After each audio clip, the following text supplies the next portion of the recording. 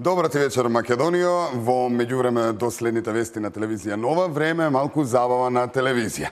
Поточно дел од она што го подготви забавната редакција за денеска во следните 15 минути, она што сметавме дека ќе ве забавува и е ексклузивно за да го споделиме заедно со вас. Ќе се дружиме и со Фани, одамна ја немало на телевизија, а исто така ќе ви представиме и една интересна книга. Но сето тоа подолу во емисијата. Прво да ги прочешуваме трите најинтересни вести кои што го одбележаа денешниот ден од забавата и светскиот шоу-бизнис. Аха. Beatworks. Аха. Знаеш кој е? Аха. ЗГ, брате.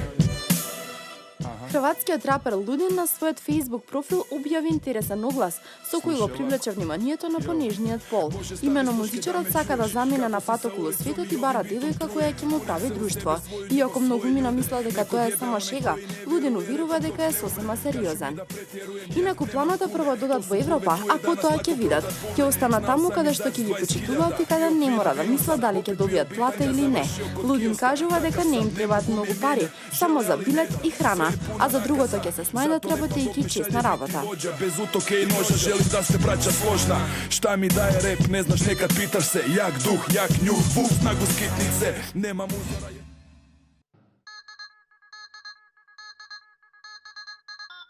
Тамара Тодевска е во 9-тиот месец од бременоста, а малата Хана во нивното семејство треба да пристигне околу 7 мај. Пејачката на социјалните мрежи објави фотографија од болницата, па многумина помислија дека Хана подранила. Сепак не се работи за породување, туку за рутински преглед во третото тромесечие од бременоста. На фотографијата можеме да го забележиме нејзиниот сопруг Мачка, кој постојано е покрај Тамара. Ти си сам, немаш никој, не знаеш, сакаш да знаеш каде. Сум била секој сум, дали имам некој друг, никогаш не можеш ти да сватиш.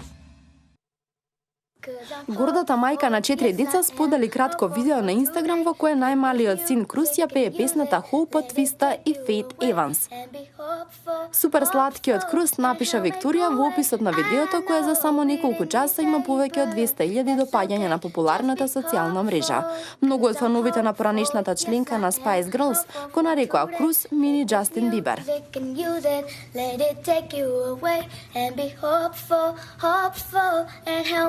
I know we didn't say, but that's okay. Just be hopeful.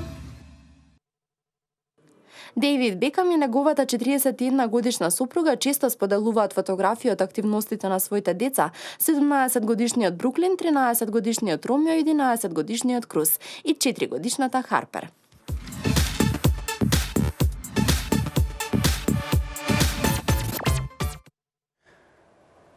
Да, го следите новото издание на Сцена на телевизија Нова. Сега ќе се дружиме со Фани, одамна немало на телевизиските екрани. Имено Фани ни е позната како пејачка од пред 15 на години, па одлично и одеше и како диџејка. Сега ќе менува професија.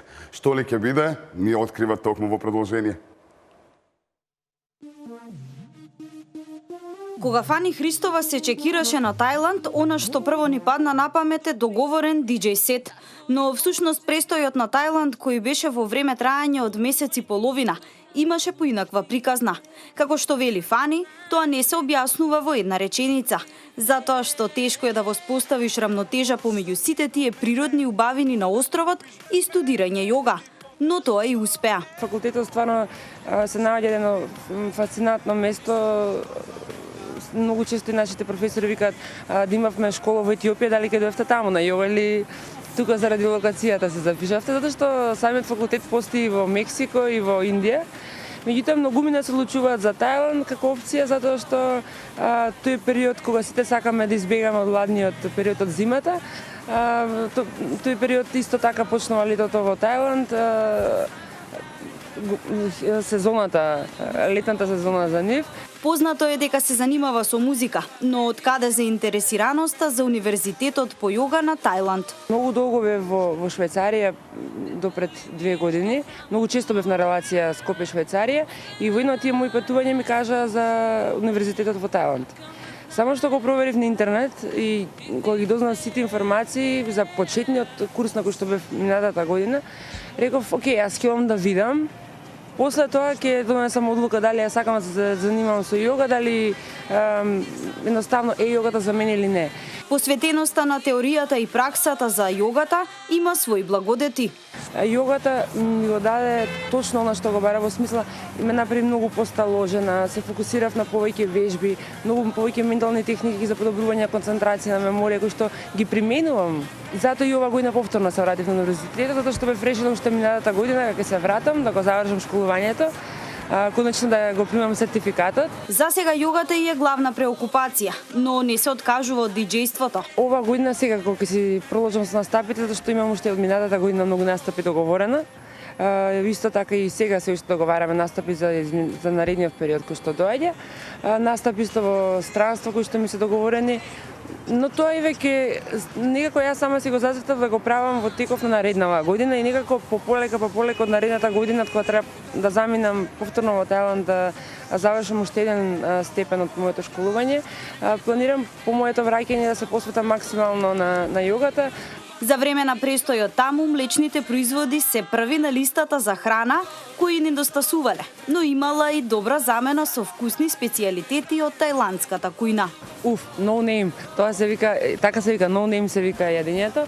Многу пати го имам видено во чини на други гости, никогаш не знаев што е тоа, да го гледав на нивните лица дека уживаат во тоа што го јадат.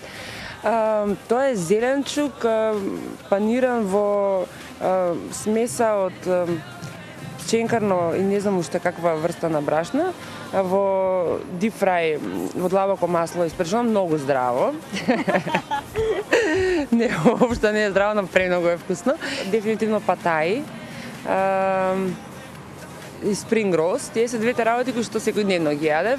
Бидејќи ова е второ патување на Тајланд, она што е изненадило е начинот на кој животните функционираат во нивната природна средина. Не е дека некој видов некој посебно животно, дека тоа ми остави впечаток, колку што ми остави впечаток како се однесуваат животните во својата природна средина. Слоновите, пример, сосема поинако изгледаат и се ми кажат, добро и минатата година, оваа година ти ако не ги посетиш слоновите, можеш викам не сте разбрале добро, се работи за истиот слон од минатата година, кој што беше минатата година многу малецок, меѓутоа сега порасна. Земјата на насмевките или Тајланд се отсликува и на менталитетот на луѓето кои живеат таму. Сите луѓе во Тајланд наоѓаат некој начин да преживеат со тоа што го имаат. Некои од нив едноставно пред својата куќа ќе извадат 3 до 4 маси и ќе ве послужат со јадење. Другите оние животни што ги имаат, доколку сакате да се фотографирате, можеби ќе ви наплатат. Во меѓувреме, додека Фани го чека моментот кога во рака официјално ќе држи сертификат за јога инструктор, ќе уживаме во нејзините диџеј сетови по кафулињата и дискотеките низ нашата земја. Или пак, да не потсети како звучеше кога Фани држи микрофон во рака. Убаво е да се види Фани повторно на телевизија и да се слушне незината приказна, посебно приказната за во Тајланд. Сигурно уживавте. Ако ништо друго, нараво учение, барем посветете си малку внимание на себе, посветете внимание на јога и кулирајте луѓе. Во продолжение вести на телевизија Нова, она што ни остана од содржини, веќе утре во новото издание на Сцена. Имајте убава вечер. Поздрав!